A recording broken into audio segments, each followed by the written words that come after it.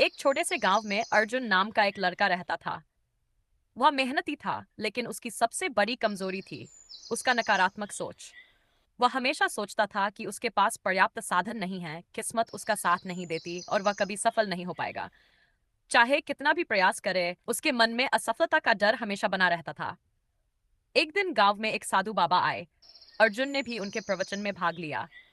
बाबा ने कहा, जैसा तुम सोचते हो वैसा ही तुम्हारा जीवन बनता है। यदि तुम खुद को कमजोर, अभागा या असफल मानते हो तो जीवन भी वैसा ही परिणाम देगा। लेकिन अगर तुम खुद को सफल, शक्तिशाली और भाग्यशाली मानते हो तो परिस्थितियां भी वैसी ही बनेंगी। अर्जुन को यह बात समझ नहीं आई। उसने बाबा से पूछा, अगर केवल सोचने से ही सब कुछ बदल सकता है तो हर कोई अमीर और सफल क्यों नहीं होता? बाबा मुस्कुराए और बोले, क्योंकि सोच बदलना सबसे कठिन काम है। लोग बाहर की दुनिया बदलना चाहते हैं, लेकिन अपनी सोच नहीं।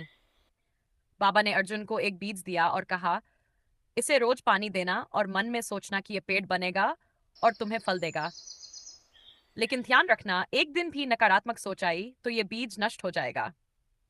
अर्जुन ने बीज को लगाया और रोज सकारात्मक सोच के साथ उसे सींचने लगा।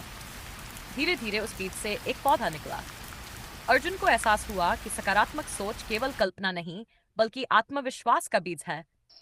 उसने अब अपने जीवन में भी यही तरीका अपनाया।